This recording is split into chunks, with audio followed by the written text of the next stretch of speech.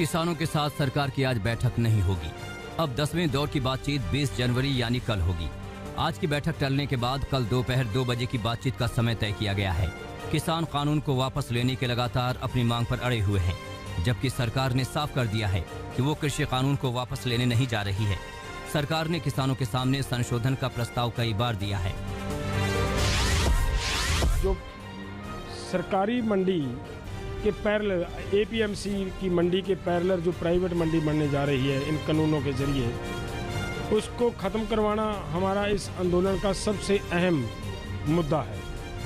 और जब तक वो ख़त्म नहीं होती, जब तक ये कानून वापस नहीं होता, तब तक ये आंदोलन रुकने वाला नहीं है। ये आंदोलन उतनी देर तक जारी रहेगा।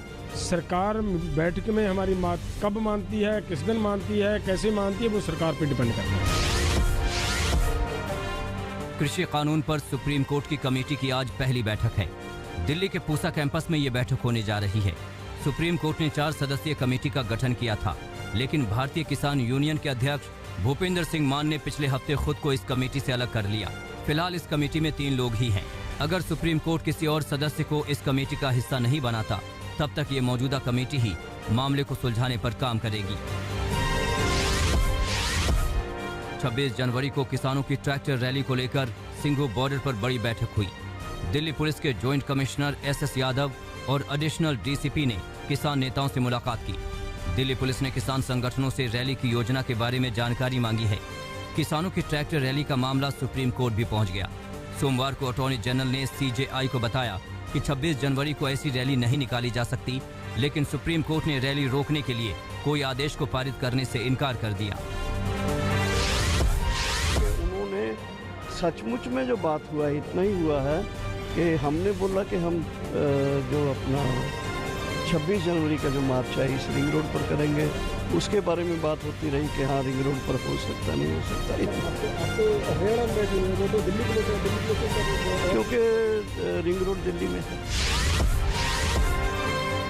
प्रधानमंत्री नरेंद्र मोदी गुजरात के ऐतिहासिक सोमनाथ मंदिर ट्रस्ट के अध्यक्ष बने हैं। गृह मंत्री अमित शाह ने ट्वीट करके PM मोदी को बधाई दी। शाह ने कहा कि PM मोदी की अध्यक्षता में ट्रस्ट सोमनाथ मंदिर की गरिमा और भव्यता को और बढ़ाएगा। शाह समेत 6 लोग इस मंदिर के ट्रस्टी हैं। इससे पहले सोमनाथ मंदिर ट्रस्ट के अध्यक्ष गुजरात के पूर्व मुख्यमंत्री केशुभाई पटेल थे। केशुभाई पटेल के निधन के बाद ये पद खाली हो गया था। वेब सीरीज तांडव को लेकर देश भर में हंगामा मचा है। इस हंगामे के बीच डायरेक्टर अली अब्बास जफर ने माफी से जुड़ी चिट्ठी जारी की है। ट्वीट के जरिए जारी चिट्ठी में अली अब्बास जफर ने कहा कि हम किसी की भावना को आहत नहीं करना चाहते थे। वेब सीरीज में किसी की धार्मिक भावनाओं को आहत करना हमारा उद्देश्य नहीं था। अगर किसी की भावना आहत हुई है तो हम उसके लिए क्षमा प्रार्थी हैं। इस बीच तांडव मेकर्स पर कंगना रनौत बरस पड़ी। उन्होंने पूछा, अल्लाह का मजाक उड़ाने की हिम्मत है? वेब सीरीज तांडव पर माफी मांगने के बाद भी बीजेपी नेता राम कदम के रुख में कोई बदलाव नहीं आया है। उन्होंने कहा कि सिर्फ माफी से हम चुप नहीं बैठेंगे। आज राम कदम मुंबई के घाटकोपर पुलिस स्टेशन के बाहर भूख हड़ताल पर बैठेंगे। उन्होंने कहा कि जब तक मुंबई पुलिस FIR दर्ज नहीं करती, तब तक उनका भूख हड़ताल जारी रहेगा।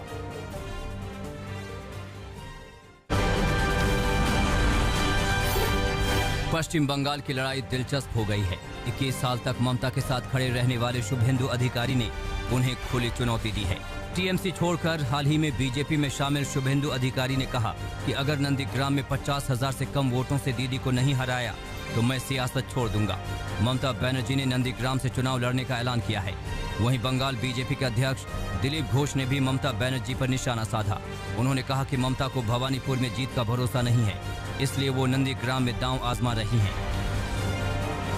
दक्षिण कोलकाता में बीजेपी नेता शुभेंदु अधिकारी के रोड शो में जमकर पथराव हुआ। TMC महिला विंग ने काले झंडे दिखाए। इसके बाद बीजेपी और TMC के कार्यकर्ता आपस में भिड़ गए। जनसभा को संबोधित करते हुए शुभेंदु अधिकारी ने कहा कि TMC एक पार्टी नहीं बल्कि प्राइवेट लिमिटेड कंपनी हो गई है। जहां शुभेंदु अधिकारी की रैली हुई, उसी रूट पर TMC की भी काउंटर रैली हुई। ममता बनर्जी ने बिना नाम लिए ही शुभेंदु अधिकारी पर हमला बोला। उन्होंने कहा कि किसी को वो बंगाल बेचने नहीं देंगी। दक्षिण 24 परगना में TMC के 2 गुटों में भी भिड़ंत हो गई। दोनों तरफ से जमकर बमबाजी और गोलियां चली, जिसमें 5 लोग घायल हो गए। घायलों में एक पुलिसकर्मी भी शामिल है। टीएमसी के दोनों गुटों के इस झड़प के दौरान कई दुकान और घरों में तोड़फोड़ की गई। हालात को काबू करने के लिए पुलिस पेट्रोलिंग को बढ़ा दिया गया है। बिहार में आज मंत्रिमंडल का विस्तार नहीं हो रहा है। सीएम नीतीश कुमार ने सोमवार को ही मंत्रिमंडल विस्तार की अटकलों पर विराम लगा दिया। उन्होंने कहा कि विस्तार जल्द ही होना चाहिए, लेकिन कुछ देरी हो रही है। बीजेपी का बिना नाम लिए हुए नीतीश कुमार ने कहा कि उन लोगों का अंदरूनी मामला है और उनकी आपस में बातचीत हो रही है, लेकिन अब ये नहीं बता सकते कि कैबिनेट का विस्तार 2 दिन में होगा या 10 दिन में। बिहार में एनडीए सरकार के 2 महीने बनने के बाद भी कैबिनेट विस्तार नहीं होने के कई सियासी मायने निकाले जा रहे हैं।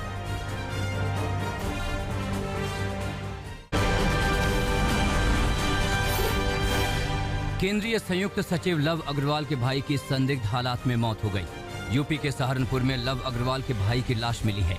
लाश के पास से ही लाइसेंसी पिस्तौल भी बरामद हुआ है। पुलिस ने सूचना के आधार पर एक बाग के करीब खेत से अंकुर अग्रवाल का शव बरामद किया। अभी पुलिस इस मामले में कुछ भी कहने से बच रही है। मामला हाई प्रोफाइल होने की वजह से पुलिस तेजी से कार्रवाई कर रही है। यूपी बाराबंकी में दलित युवती के साथ दरिंदगी के बाद हत्या का मामला सामने आया है। शव के पोस्टमार्टम के बाद युवती का अंतिम संस्कार कर दिया गया। इस मामले में जैतपुर थाने में केस दर्ज किया गया है। मृतक युवती के गांव में भारी संख्या में पुलिस को तैनात किया गया है। इस मामले में सियासत भी शुरू हो गई है। राजस्थान के बाड़मेर में नाबालिग के साथ रेप के बाद गला काटकर हत्या कर दी गई। इस घटना के बाद गांव वालों ने हाईवे जाम कर दिया। पीड़ित परिवार का आरोप है कि जब तक सभी आरोपियों को गिरफ्तार नहीं किया जाता, तब तक हाईवे से नहीं उठेंगे। पुलिस के सामने पीड़ित परिवार ने कई मांगे रखी हैं। अब तक इस मामले में कोई भी आरोपी गिरफ्तार नहीं हुआ है। वहीं इस घटना ने गहलोत सरकार पर सवाल उठा दिए हैं। राजस्थान के पाली में मंदिर में चोरी करने की कोशिश में 2 युवक पकड़ा गया। चौकीदार ने चोरों पर फायरिंग कर दी, जिसकी वजह से चोरी की वारदात नहीं हो सकी, लेकिन दोनों चोर लहूलुहान हो गए। गोली की आवाज सुनकर गांव के लोग जुट गए, जिसके बाद लोगों ने चोरों की जमकर पिटाई की। पुलिस ने दोनों घायल चोरों को बांगड़ अस्पताल में भर्ती करवाया है। बिहार के समस्तीपुर में किडनैपिंग के बाद 14 साल के छात्र की हत्या कर दी गई, जिसके बाद जमकर बवाल हुआ। गुस्साए लोगों ने शक में 2 लोगों को जमकर पीटा, जिसमें से एक की मौत हो गई, जबकि दूसरा बुरी तरह जख्मी हो गया। अपहरणकर्ताओं ने छात्र की हत्या करके गंडक नदी में फेंक दिया था। बिहार में शराबबंदी होने के बावजूद अवैध शराब की धड़ल्ले से बिक्री हो रही है। तस्कर बेखौफ होकर गैर कानूनी काम कर रहे हैं। पटना सिटी में ऐसे ही अवैध शराब के 2 तस्करों को पकड़ा गया। हालांकि मुख्य सरगना भागने में कामयाब रहा। तस्करों के पास से अंग्रेजी शराब की 400 कार्टन बरामद हुई है, जिसकी कीमत 25 से 30 लाख आंकी जा रही है। जब्त शराब हरियाणा में बनी है। पटना के अथम लगोला थाना क्षेत्र के ही दियारा इलाके में भी शराब की अवैध बिक्री खूब हो रही है, लेकिन पुलिस कार्रवाई के नाम पर खाना पूर्ति करती है, जिससे तस्करों के हौसले बुलंद हैं। गुना में शराब की अवैध फैक्ट्री का भंडाफोड़ हुआ है। आबकारी विभाग, राजस्व और पुलिस की साझा टीम ने छापेमारी करके 3000 से ज्यादा अवैध शराब जब्त की। शराब को 2 गज जमीन के नीचे छुपा कर रखा गया था। नकली शराब बनाने वाले सभी आरोपियों के खिलाफ एफआईआर दर्ज की गई है। बताया जा रहा है कि मुरैना में शराब से हुई मौत के बाद जिला प्रशासन भी अलर्ट है। कैंट थाना क्षेत्र के कमलापुर गांव में भी पुलिस ने शराब माफिया के खिलाफ कार्रवाई की।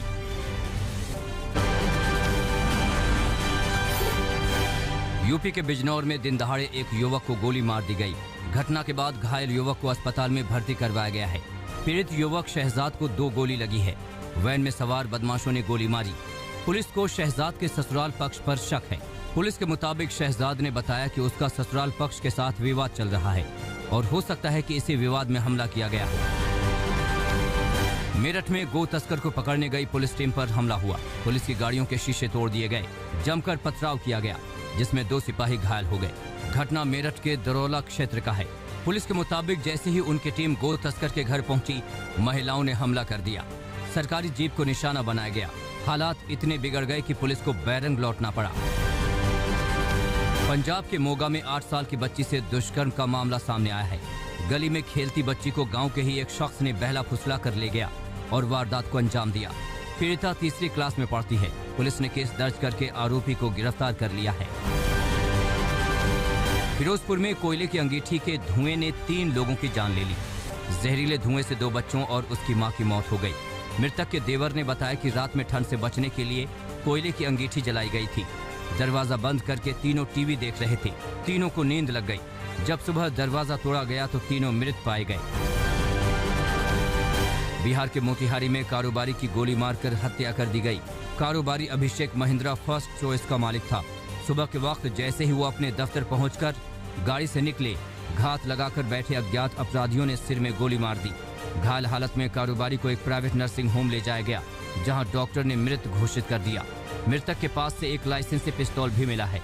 हालांकि पुलिस हत्या और आत्महत्या दोनों पहलुओं से जांच कर रही है। गया में एक शख्स की हत्या में पुलिस ने अहम खुलासा किया है। भांजे ने मामा की हत्या करवा दी। इस मामले में पुलिस ने 2 आरोपियों को गिरफ्तार किया है। मृतक पशु चिकित्सक था। भांजे ने हत्यारे को 36,000 रुपए की सुपारी दी थी। हत्या के लिए एडवांस में 6,000 रुपए भी दिए गए। डोभी थाना क्षेत्र की पुलिस इस मामले में आगे की तफ्तीश कर रही है।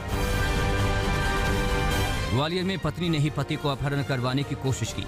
मां के पक्ष के लोगों के साथ मिलकर पत्नी ने वारदात को अंजाम दिया, लेकिन अपहरण की कोशिश और मारपीट की पूरी वारदात सीसीटीवी में कैद हो गई। पीड़ित पति के मुताबिक पुलिस आरोपियों को बचाने की कोशिश कर रही है। बहुड़ापुर में दोनों पक्ष ने एक दूसरे के खिलाफ केस दर्ज करवाया है।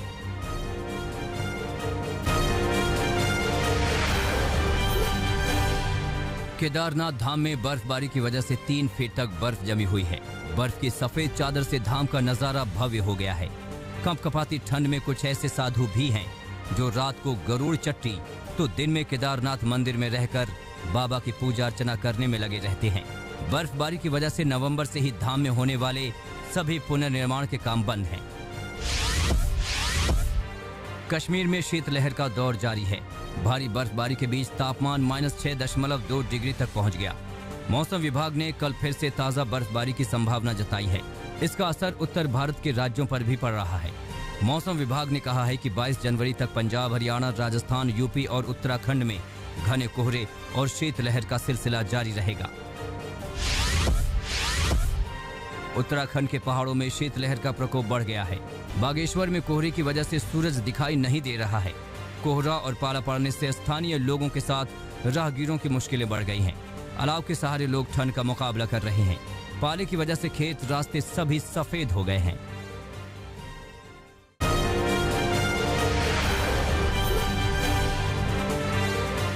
भारी बर्फबारी से स्विट्जरलैंड का रुस शहर लगता है चांदी की गहनों से सज गया है। जिनेवा लेक के किनारे सीढ़ीनुमा खेत सफेद संगमरी बर्फ की मोटी चादर से चमक रही है। घर, दुकान, मकान सब बर्फ के नीचे सिमट गए हैं। ड्रोन से ली गई इन तस्वीरों में दूर दूर तक खेत खलिहानों में सिर्फ बर्फ ही बर्फ नजर आ रही है। पिछले 2 दिनों में हुई भारी बर्फबारी ने लोगों की मुश्किलें बढ़ा दी हैं। चीन के शानडोंग प्रांत में सोने की खदान में हुए धमाके में 22 मजदूर खदान में फंस गए हैं। घटना 10 जनवरी की है। मजदूरों ने हादसे के बाद बिना घबराए मोबाइल फोन का इस्तेमाल कर राहत और बचाव वालों को सूचित किया। हालांकि करीब 1 हफ्ते की कड़ी मशक्कत के बाद सभी मजदूरों को एक-एक कर सुरक्षित निकाला गया।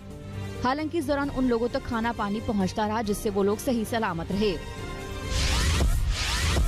अमेरिका में इन दिनों लोगों पर डायनासोर का खुमार चढ़ा हुआ है। डायनासोर की प्रदर्शनी में बड़े और विशाल डायनासोर छिपकली घोंगे लोगों को रोमांचित कर रहे हैं। जुरासिक फेस्ट नाम से चल रही इस अद्भुत प्रदर्शनी को देखकर बच्चे तो बच्चे बड़े भी खुश हो रहे हैं। इस प्रदर्शनी के आयोजकों का कहना है कि इससे मौज मस्ती के साथ ही बच्चों को बहुत कुछ सीखने को भी मिलेगा।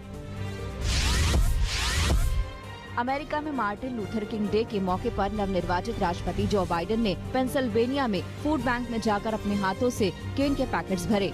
इस मुहिम का मकसद लोगों में अपने आसपास मौजूद लोगों की मदद करने की भावना को जगाना है।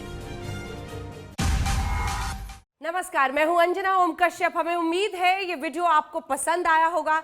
लेटेस्ट खबरों के लिए यूं ही देखते रहिए आज तक और इस वीडियो के पसंद आने पर लाइक, शेयर एंड सब्सक्राइब करना ना भूलें।